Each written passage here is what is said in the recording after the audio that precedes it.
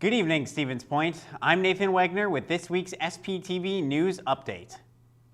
First up, Prince Phillip, the Duke of Edinburgh and husband to Queen Elizabeth II, has died at the age of 99. Buckingham Palace made the announcement just after midday, stating, quote, "It is with deep sorrow that Her Majesty the Queen announces the death of her beloved husband," unquote. The cause of death has not yet been announced, but the palace said he died peacefully. Prince Philip and the Queen have been married for 73 years after being wed in 1947. Prince Philip had also served in the British military from 1939 until 1952 when Elizabeth became Queen. Many people are paying their respects for the Prince, with flags outside UK government buildings flying at half-mast, and many people laying flowers as tribute outside Buckingham Palace and Windsor Castle. Westminster Abbey will also toll its tenor bell every 60 seconds 99 times, beginning at 6 p.m. British Standard Time.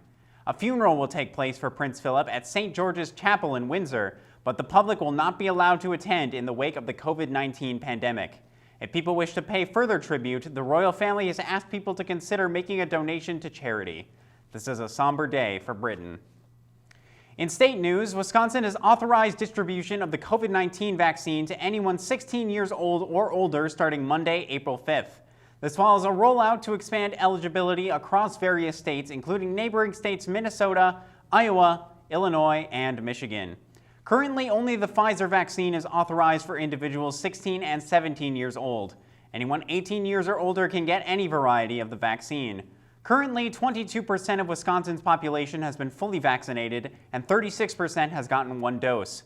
If you are in the Stevens Point area and have yet to get vaccinated, a walk-in clinic is being set up at UWSP's Multi-Activity Center on Saturday, April 10th to distribute 1,000 Johnson & Johnson vaccines. The clinic will be open from 9 a.m. to 5 p.m. or until all the vaccines are distributed. If you cannot make it to this clinic, you can find a map of COVID vaccine providers on the Wisconsin Department of Health Services website or on vaccinefinder.org. With a spike in recent hate crimes against Asian Americans, the student government at Stevens Point takes initiative to address the issue on campus. Florence Anderson has more on the story.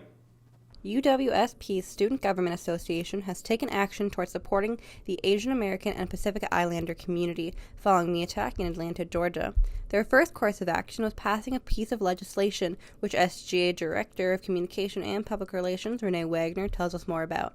Our Inclusivity Director, Yazid Alan, he passed a letter in support for the AAPI community. And basically what it does is this letter supports people in the AAPI community and offers support against the hate crimes that have been happening lately. And since the COVID-19 pandemic, there has been a big spike in hate crimes.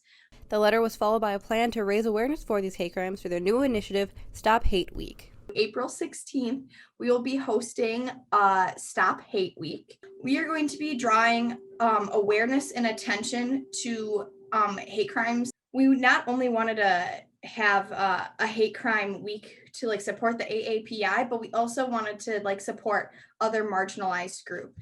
We want to show the support, as much support as we possibly can, basically. Stop Hate Week takes place over SGA's social media pages, posting facts and statistics about hate crimes over the past few years while using the hashtag StopHateUWSP. Though Wisconsin and Stevens Point haven't made headlines recently, it is important to address hate crimes in our area. Last year, UW-Madison had anti-Chinese hate speech written on their sidewalks, and our own rainbow crosswalk was vandalized within weeks of being painted. It's really important that we talk about this and that we bring awareness to this, that it happens to so many more people than we could ever imagine, and to bring awareness in all points of the country, including Stevens Point. We want change, and by talking about these things and by not staying silent, we are making change. This has been Florence Anderson with SPTV News. Stop Hate Week here at UWSP can be followed through any of SGA's social media, UWSP_SGA on Instagram and Twitter, and University of Stevens Point Student Government on Facebook. And on Tuesday, April 6th, Wisconsin held elections for a number of educational executive positions. Jill Underly won the position of Wisconsin State Superintendent over Deborah Kerr with 57% of the votes.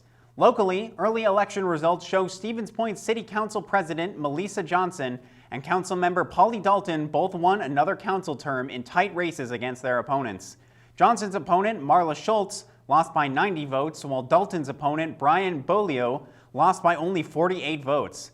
Incumbents on the Stevens Point School Board, Meg Erler, Mike Wade, and Judy Rano all won another term on the board. But these results remain unofficial until election results verify them.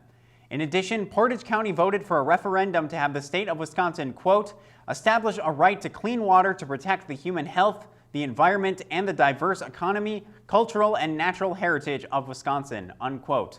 For a full list of local election results, check the Stevens Point Journal's website.